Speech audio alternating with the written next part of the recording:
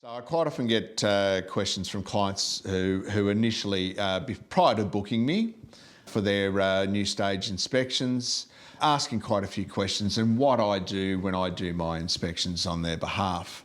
I'm not a building inspector per se. A building inspector is the person who goes there and certifies the stages. That way the payment to the builder can be made on completion of that stage. I am there on behalf of the client. So I'm actually a building consultant. I am doing building inspections, but I'm classified as a building consultant.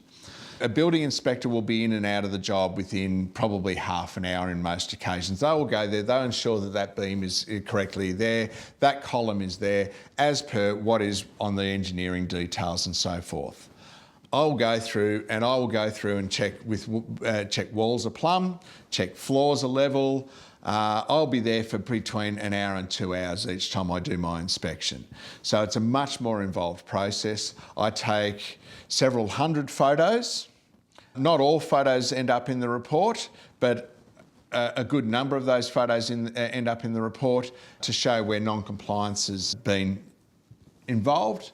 And then in that report, I write it up as per, as I said, what is not compliant with the relevant Australian standard, and there's the photographic evidence to show.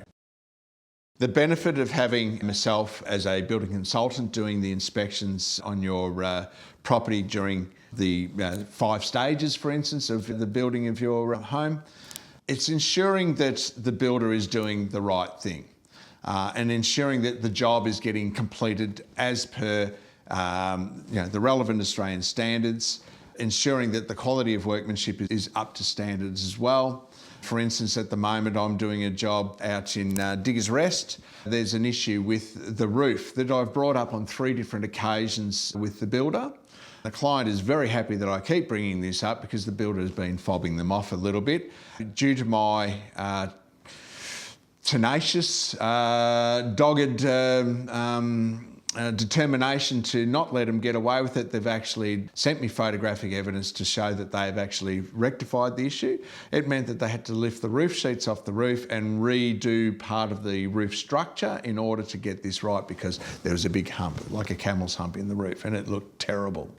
And it's a visual defect. It is defective, and as per the National Construction Code, it is required to be rectified. Can any builder do a building inspection? Short answer, no. Not all can write reports. It's a particular skill with writing a report and putting in the photographic evidence in a report for a building inspection report. Communication skills are key also with the client. I have, for instance, a lot of Asian clients, and it's key that my communication with them is so that they have an understanding of what I'm doing when I'm doing the inspection is very important. So, most can, but not all.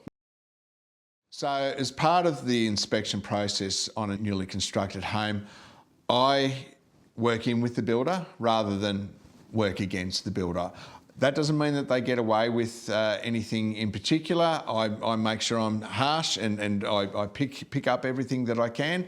This ensures that the client gets a far better constructed home at the end of the job. That's my job, is to ensure that their home is built to standard and they are happy with it at the end of it. Working with the builder, quite often, if the builder has never met me before, when I first initially turn up to the job, I'm not the most popular person on the site because I'm there to pick the eyeballs out of their work. It's quality control for them. I had a builder who at the start didn't like me at the very start. What are you doing here? A bit nasty to me. I was just nice. I did my job. By the end of the job, he was going, it was the best thing I have ever done because it was quality control for him.